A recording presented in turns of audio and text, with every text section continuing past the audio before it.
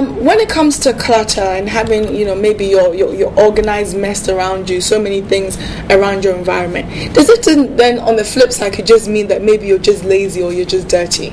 I mean, I'm sure sometimes it is a case of just being lazy and thinking, I don't want to deal with this, So maybe somebody else will pick it up after me if I'm lucky.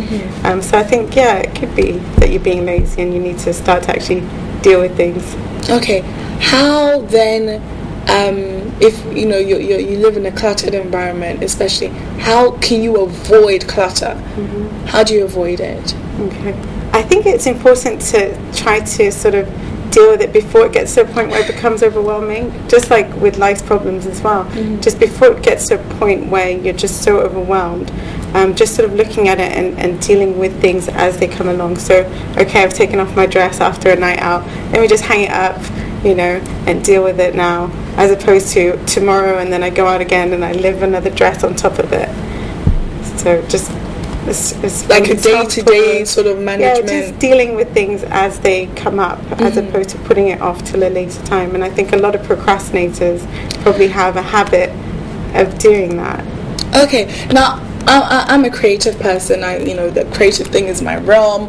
I like to as organized mess. So when I'm around it, my brain kind of thrives in it. I know Sandra and Benny are totally different. They want organization around them. They both kind of admit they're a little bit OCD in terms of how they would want things structured.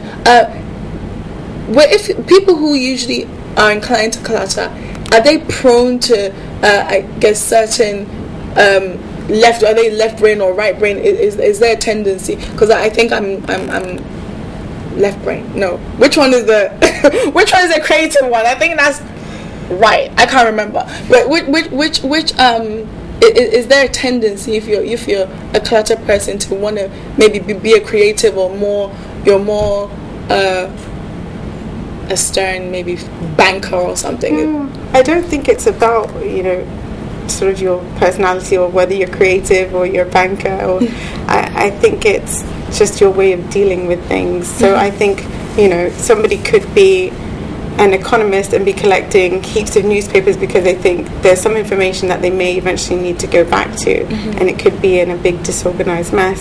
So I don't think it depends on whether you're creative or anything like that. Okay, when somebody realizes that, okay, look, I have a problem with hoarding, maybe collecting things I don't need and keeping them in the room for a while, or yes, I'm very cluttered, when does the person know, or the people around them know that, okay, this is actually a problem beyond the norm? When do you realize that? So hoarding is excessive collection of possessions, right?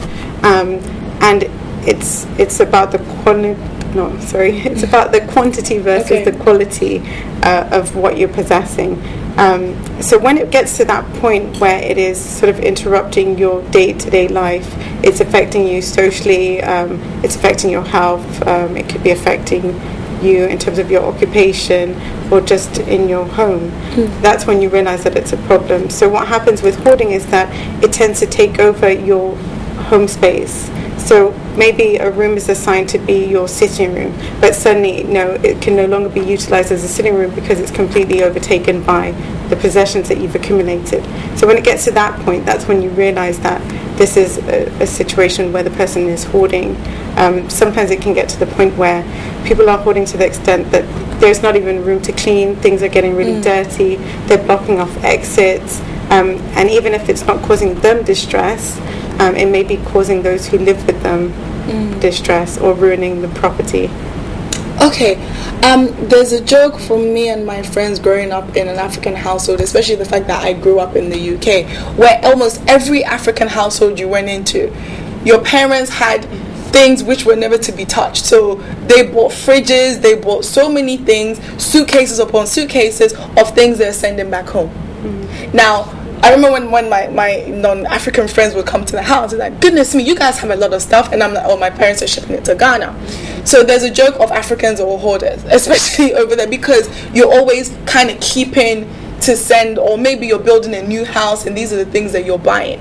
So in that sense, can that still be considered as hoarding when you're just accumulating to send somewhere else? Can you become, can that still be considered as a hoarder? Or I don't think you would classify that as hoarding. At all. So that's a total different case. Is there any links to any sort of psychological issues in clutter or hoarding things? What kind of... Right, so the psychological issue would be hoarding.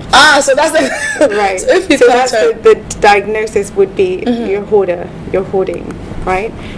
Which is when, again, you're doing it excessively and it's impeding you in certain aspects of your life and affecting others, causing you distress and taking over your spaces, which are supposed to be used for something else that can extend into your workplace as well. Okay, as a psychotherapist, what sort of treatment process do you take somebody through if that's what they're going through? So I think if you're working with somebody who's dealing with hoarding, it's important to look at why they're hoarding, what's going on, what is the meaning that they attach to the possessions that they're accumulating, how is it affecting them, and giving them support, because it may be causing them a lot of distress. There may be some underlying issue as well. Other than the hoarding, there may be some anxiety issues that they're facing that don't enable them to face all the sort of accumulation that has resulted from their hoarding. There may also be some underlying depression that they need to face. And just also helping them to deal with their family, because families can have a really hard time dealing with things like that. So that's it. Okay, I know when it comes to most females, myself included, I sometimes shop, and I can shop and shop and shop and put it down. My aunties do it. They'll buy laces upon laces, so many different cloths, and they put it down.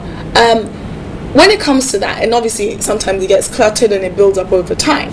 When it comes to that, would you, I guess in my mind it's fair to say that when it comes to clutter, maybe women are more prone to it. It's just a wild guess. But from your professional opinion, is it something that is the case, or it can go either way? I think it can go either way. I don't think it's just a woman's issue. I think it's a sort of global issue, not just females. Okay, so before we wrap up, in terms of looking at your practice and working with different patients and so in Ghana, is this something that you tend to come across a lot? I haven't actually come across people who have been dealing with hoarding, or at least identified it. So would you say then, at least in Ghana, it's something that we're not so prone to? Well, I wouldn't say that it is something that we're not so prone to. I'd just say that maybe people are not identifying the issue. We can't tell. A lot of the time I find here that because psychotherapy and mental health issues, they're sort of still, I think, in that taboo area, that if people are struggling with these issues, they're not coming forth and talking about them. So I think, talking about it like this is really good to create that awareness so people know that there is help available. Maybe this person or this friend of mine maybe has a problem. And not to ostracize them or feed into their guilt, because that's just going to worsen the situation. Probably send them off to go and buy more things to give them a sense of comfort. So just sort of, helping them to get the assistance they need, connect them with mental health services, help them with their organization. All right, brilliant. Thank you very much. I want to say a big thank you to Lorita Di Diego Racco, who is a psychotherapist at the Accra's Physiotherapy Clinic right here. All right.